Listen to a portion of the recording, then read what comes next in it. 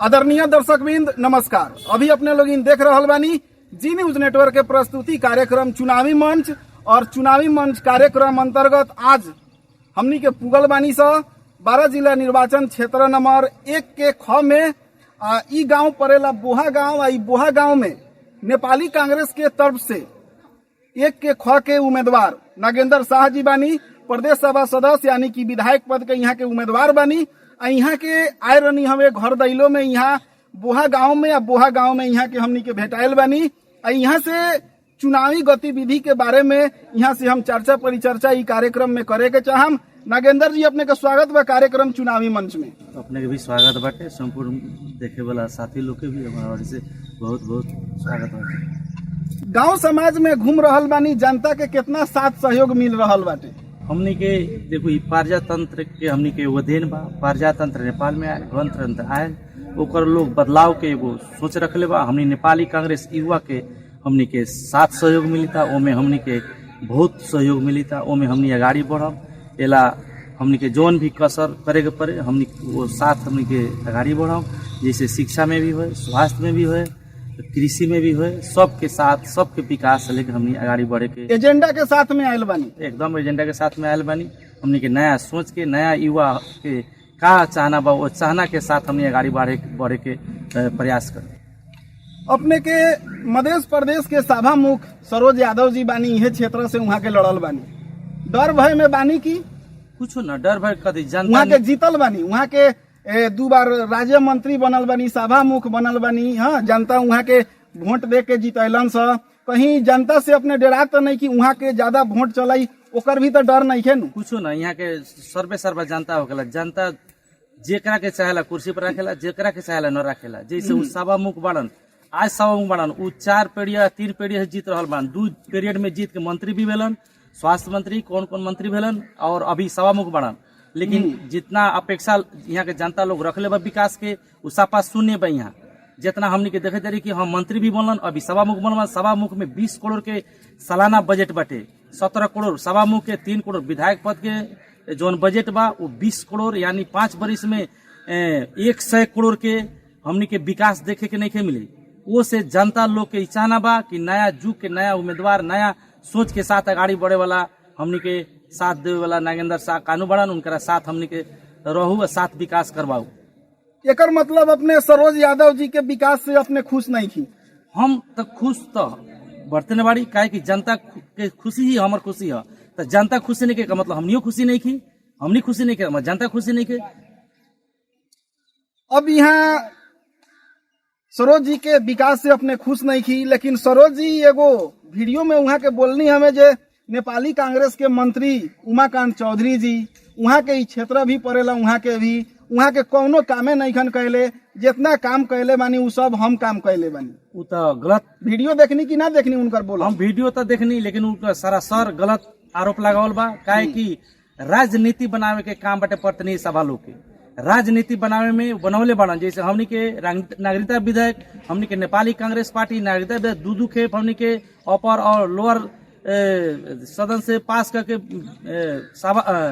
राष्ट्रपति हमने भेजली। फिर भी हमने राष्ट्रपति केपी ओली के रिमोट कंट्रोल से हमने के नागरिकता विधेयक पास न करके हमने के मधेसी जनता के 7 लाख जनता के हमने के नागरिकता विहीन करके उ लोग कहले बा।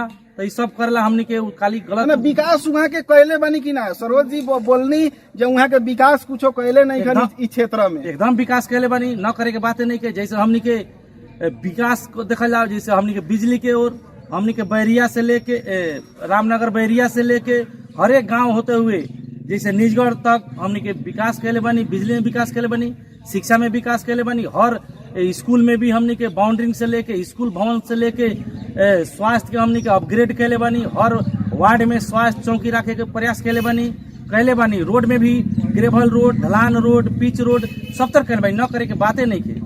नागेंद्र शाह जी के यहाँ के क्षेत्र के लोग काहे वोट दी? अब नया परिवर्तन, नया जुग आयल बाटे, नया सोच से जनता के साथ साथ हमू आगाड़ी बढ़े के कोशिश कैले बानी। और प्रजातंत्र आ गई, गणतंत्र आ गई, वो में हमनी के आगाड़ी बढ़म सबके साथ, सबके विकास लेके, वो से सब जनता लोग हमरा के साथ देता। अब यहाँ बात आ रहल बाटे नागेंद्र जी ई क्षेत्र में भी गठबंधन रहे, 5 दलीय गठबंधन जौन की बा अपने लोगन के देश भर में, लेकिन ई क्षेत्र में गठबंधन ना हो सकल। ई क्षेत्र के टिकट बतहु यादव जी के मिल रहे, हमनी के वहाँ के लेटर देखावत रही, तो अपने के भी उमाकांत जी टिकट देनी, अपने लोगन नेपाली कांग्रेस से तीनों कोई लड़ता नहीं, तो ई गठबंधन यहाँ ना होके के कारण का हवे? खास करके अब गठबंधन के निर्णय हमनी के तो खास हमनी के अभी जैसे अब वो लोग के पार्टी उनकरा के टिकट दिले बा, हमनियों के पार्टी टिकट बा, लेकिन खास निर्णय हमनी के लोकल स्तर में ना, ग्रास रूट के ना, वो केंद्रीय कमेटी के जो गठबंधन के केंद्रीय कमेटी बाटे उनका निर्णय फाइनल डिसीजन हो के हमनी के सोचले बाड़ी। और वो धीरे धीरे निर्णय हमनी के 2-4 दिन पहले आ गल बा। मित्रवत किस्म से हमनी दोनों आदमी लड़म, जैसे मध्य में होको चाहे नेपाल में होको, सब तरह हमनी के मित्रवत लड़ाई हो रहा बाटे। जैसे बारा जिला के 3 नंबर क्षेत्र में सबके वही लेखा मित्रवत उम्मीदवारी दे के। बतहु जी से बात भेलक हमरा, तो बतहु जी कहनी हमें जो उमाकांत चौधरी जी दादागिरी देखा के या टिकट उनकरा के दे दिल बाड़न। उ गलत बात बाटे, उनकर गलत प्रचार प्रसार बाटे। दादागिरी कोनो के ना होकेला। दादागिरी के मतलब जबकि कैंसिल हो जाए, रद्द हो जाए, ओकरा के दादागिरी कहेला। न तो अधिकारित हमनी के पार्टी से हमनियों का अधिकारित चिट्ठी लेटर आ गल बाटे, उनकरो चिट्ठी लगा, हमने उनकरा के दादागिरी नहीं कही, उनकरा के न कही, उनको स्वाभाविक भाई गलत आरोप लगावे तरन। हमनी के मित्रोत चिट्ठी हमनी गठबंधन से 1-2 दिन पहले आ गल बाटे, वो हमनी अधिकारिक बाटे, हमनी के उससे गलत प्रचार प्रसार कर दऊ अपन अंत में अपन जनता के का कहे के चाहम? अपने हम जनता के ये कहे के चाहम, सबके हमरा के साथ दे के हमरा के भारी से भारी बहुमत से विजय करावल जाओ। अभी के प्रजातंत्र युग में, गणतंत्र युग में, गणतंत्र देश में हमनी के बदलाव के जरूरी बाटे, नया सोच के जरूरी बाटे। वो शिक्षा होए, स्वास्थ्य होए या कृषि होए, ओमे हमनी के साथ देवल जाओ। हमनी के सबके साथ सबके विकास करेला हम तैयारी बाड़ी। वो से हम जनता से अनुरोध करी दरी कि हमनी के नेपाली कांग्रेस के रूप चिन्ह में छाप लगा के हमनी के नेपाली कांग्रेस के भारी से भारी बहुमत से विजय करावल जाओ। धन्यवाद।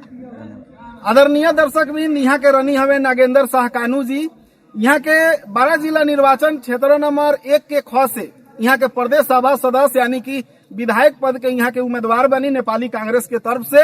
और 5 दलीय गठबंधन भेल बाटे देश भर, लेकिन इस क्षेत्र में गठबंधन ना हो सकल बाटे यहाँ के। लेकिन यहाँ के जोश जागर के साथ अपन क्षेत्र में घूम रहल बाड़न, वोट मांग रहल बाड़न। और जी न्यूज नेटवर्क के प्रस्तुति कार्यक्रम चुनावी मंच में आज के खातिर इतने। हम आनंद शर्मा के दी इजाजत। नमस्कार, देखते रहम जी न्यूज नेटवर्क।